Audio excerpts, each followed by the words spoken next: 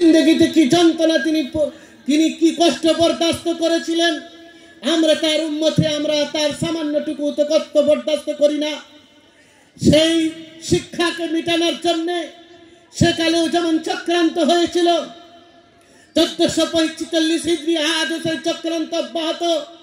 ইতিপূর্বে আসমানি কিতাব তিনটে এসেছিল, কোরআনুল কারীমকে নিয়ে 4টা, তাওরাত জাবুর ইনজিল, সেগুলোও ছিল আসমানি কিতাব, কিন্তু সেগুলো আমাদের মধ্যে আজ নেই, সেগুলো নিলুপ্ত হয়ে গেছে।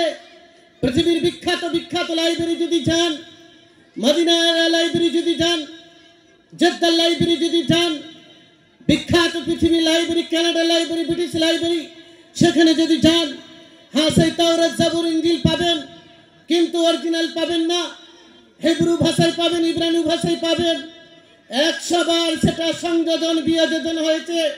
আর কোরআনুল কারীমের আল্লাহ তাআলা নিজে বলছেন, ইন্না নাহনু নাযালনা যিকরা ওয়া ইন্না লাহু লাহাফিজুন। আমি আল্লাহ তাআলা কোরআনুল কারীমকে নাযিল করেছি সারা বিশ্বের মানবতার কল্যাণের জন্য। ওয়া ইন্না লাহু লাহাফিজুন, আমি আল্লাহ তাআলা এর হিফাজতের দায়িত্ব নিয়েছি। তাই সারা ভারতের মাটিতে, সারা পৃথিবীতে, ইউরোপে, আমেরিকায়, ব্রিটেনে চক্রান্ত চলছে কোরআনকে কি করে মিটিয়ে দেওয়া যায়। কিন্তু তারা ভুলে যায়, তারা অজ্ঞ, তারা মূর্খ। ইসলাম ছিল, ইসলাম আছে, কিয়ামত পর্যন্ত ইসলাম থাকবে। ইসলাম শব্দের আবিধানিক অর্থ হচ্ছে শান্তি। আল্লাহ তাআলা কোরআনুল কারীমের মধ্যে ঘোষণা করেছেন, ইন্নাদ-দীনা ইনদাল্লাহিল ইসলাম, আমার কাছে একমাত্র মনোনীত, নির্বাচিত, বিজ্ঞাপিত দিন হচ্ছে ইসলাম। আমাদের মধ্যে আজকে কেন শান্তি নেই প্রশ্ন করবেন। ইসলাম মানে যদি শান্তি হয়, কোরআনুল কারীমের ব্যাখ্যা তো সঠিক, তাহলে আমাদের মধ্যে কেন শান্তি নেই? ইসলামের হুকুম অর্থাৎ আল্লাহর সমস্ত আদেশকে এবং নিষেধকে আত্মসমর্পণ করার নাম হচ্ছে ইসলাম। শুধু সালাম, সালামান শব্দের অর্থ শান্তিদায়ক, বহুবচন। আমরা শুধু সাইনবোর্ডে আমাদের ইসলামটাকে, তা না হলে দেখুন আমাদের কারি উবাইদুর রহমান, তার মেয়ে, যারা এই জালসা কমিটিতে হাজী মুজাম্মেল সাহেব থেকে নিয়ে যারা এই মেহনতটা করেছিলেন, আমি জানি খাওয়ার ব্যবস্থা তারা করতে পারেননি। কিন্তু এখানে কিসের দাওয়াত দেওয়া হয়েছে, কিসের বাণী? এখানে কি অঙ্গং ভিরিং সহা, এখানে কোনো সংস্কৃতের বাণী শেখানোর জন্য ডাকা হয়নি। এখানে কোনো বাইবেল, গীতা, মহাভারত, পুরাণের কথা শোনানোর জন্য ডাকা হয়নি। মানুষদেরকে আহ্বান করা হয়েছিল কোরআনুল কারীমের গুরুত্ব, কোরআন এবং সুন্নাহর গুরুত্ব, হাদিসে নবী সাল্লাল্লাহু আলাইহি সাল্লামের জীবন আদর্শকে আমরা যদি কি করি, যদি জীবনে আঁকড়িয়ে ধরে থাকতে পারি, তাহলে আমরা শান্তি আসবে। এই শান্তির বার্তা নিয়ে তিনারা দিয়েছিলেন। কিন্তু সে খাওয়া দাওয়ার ব্যবস্থা করতে পারেনি বলে আমাদের লক্ষ্য, আমাদের উদ্দেশ্য যদি মনে হয়, আজকে আমি দায়িত্ব নিয়ে আপনাদের সামনে কথাগুলো বলে যাচ্ছি, মিডিয়ার মধ্যে রেকর্ড হচ্ছে, ধারা বাংলার মাটিতে ভারতের বিভিন্ন প্রান্তে আমরা এই বিষয়ের হালাতের বিষয়ের উপরে কথা রাখি। কিন্তু জেনে রেখে দেন, আমার কথা নিয়ে আল্লাহ সুবহানাহু ওয়া তাআলা নিজে বলছেন, যে জাতি পরিবর্তন হতে চায় না, আমি সে জাতিকে পরিবর্তন করাবো না। আমাদের উদ্দেশ্য, আমাদের লক্ষ্য যদি এটা হয়ে থাকে যে আমরা যাব আর কি করেছে, গোশ ভাত খাবো আর সুদা বাড়ি মুখে চলে যাবো, আমি একটা জিনিস আপনাদের সামনে আইপিএল ঐতিহাসিক গ্রাউন্ডে বলে যাচ্ছি, শুনে রেখে দেন, আমাদেরকে বেশি লাগবে না।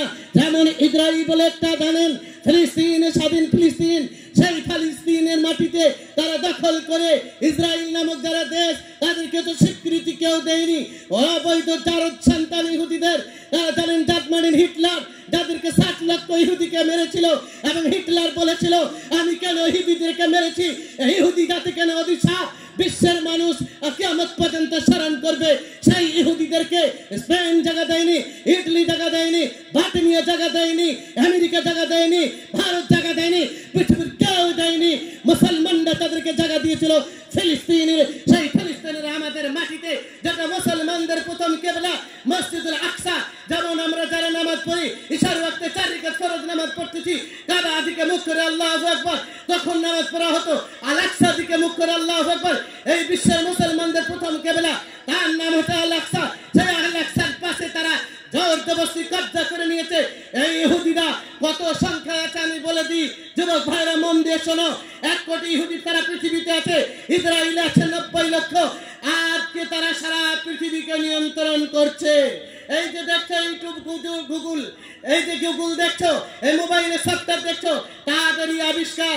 আমরা জমিয়তুল উলামায়ে হিন্দ বিভিন্ন সভায় বলছি তাদের প্রোডাক্টগুলোকে বয়কট করো, কারণ আমরা যে তাদের অর্থ, এই যে পেপসুডেন্ট, কলগেট, ইন্টারন্যাশনাল লাভ সাবান, ডাব সাবান, তাই যে অর্থটা আমরা ব্যয় করে কিনবো, এই অর্থটাকে নিয়ে ভারত সরকার যে কোম্পানি ভারতে ব্যবসা করছে একটা পার্সেন্টেজ পাবে, বাকি পার্সেন্ট ইসরায়েল পাবে। ইসরায়েল সেই পয়সাটা নিয়ে কি করবে? অস্ত্র শস্ত্র কিনবে। অস্ত্র শস্ত্র কেনার পরে সেদিন ফিলিস্তিনি নিরীহ মুসলমানদেরকে হত্যা করবে এবং তাদের টার্গেট হবে অখণ্ড আরবটাকে তারা দখল করবে। গ্রেটার ইসরায়েল বানানোর তারা নীল নকশা করছে। আমার ভয় হচ্ছে আমাদের যদি এক মুষ্ট গোস্তর ভাত খাওয়ার জন্য এই অবস্থা এ জাতির হয়, মনে হচ্ছে 80 লক্ষ ইহুদি গোটা আজকে ইসরায়েল থেকে কব্জা, ফিলিস্তিন শাম থেকে তারা কব্জা করেছে। আজকে তারা আপনাকে আমাকে দুজন লাগবে, হাজার হাজার তারা মুরতাদ করে দিবে। কথাটাকে সমীক্ষা করবেন কি কথা আপনাদেরকে বলে গেলাম। আজকে দেখছি যেখানে জলসা হচ্ছে, খাওয়া দাওয়ার ব্যবস্থা হচ্ছে, ভাত খেয়ে আমরা চলে যাচ্ছি অত অক্লান্ত পরিশ্রম করে কোরআন সুন্নাহর বাণীগুলো আমাদের ধারে ধারে পৌঁছে দেওয়ার জন্য। এটা আমাদের জন্য খুব বেদনাদায়ক, ব্যথা ভরা ভারাক্রান্ত মন নিয়ে কথাগুলো আপনাদেরকে বললাম। সেই জন্য শ্রোতা থাকলে কথা বলতে ভালো লাগে, কিন্তু তাও মাইকের আওয়াজ আপনাদের সামনে বহুদূর যাচ্ছে, আমরা এই বার্তাটা পৌঁছে দিতে চাই। জেনে রেখে দেন, আপনারা জানেন নূহ আলাইহিস সালাম একজন নবী ছিলেন। 900 বছর তিনি দাওয়াত দিয়েছিলেন, মানুষদেরকে ঈমানের দাওয়াত দিয়েছিলেন। কিন্তু আল্লাহ তাআলা প্রশ্ন করা হবে না নূহ কেন ঈমান আনেনি? নূহের হাতে হিদায়াত নেই। হিদায়াতের মালিক হচ্ছেন কে? আল্লাহ সুবহানাহু ওয়া তাআলা। বিশ্বনবী দয়ার নবী জনাব মুহাম্মদ রাসূলুল্লাহ সাল্লাল্লাহু আলাইহি সাল্লাম তিনি নিজে দোয়া করেছিলেন তার প্রিয়তম চাচা, যিনি সবসময় সহযোগিতা করেছিলেন আবু তালিবকে। সেই চাচার কি আল্লাহ সুবহানাহু ওয়া তাআলা বলেন, হে মুহাম্মদ তুমি জেনে রেখে দাও, মুহাম্মদ রাসূলুল্লাহ সাল্লাল্লাহু আলাইহি ওয়াসাল্লামের দোস্ত, তোমার হাতে হিদায়াত নাই, হিদায়াতের মালিক হচ্ছে আমি আল্লাহ। তাই হিদায়াত তোমার চাচা পাবে না। তোমার চাচা জানে তুমি নবী মুহাম্মদ সত্যবাদী, তোমার রব সত্য, তারপরে সে মানুষের কাছে ছোট হয়ে যাবে বলে সে ঈমান আনেনি। এই জন্য আপনাদেরকে বললাম আজকের এই জলসার উদ্দেশ্য মহৎ। যদি বলেছি বুখারী শরীফে হাদিসে শুরুতে আছে ইন্নামাল আমালু বিন্নিয়াত, মানুষের কর্মজীবন নির্ভর করছে নিয়ত।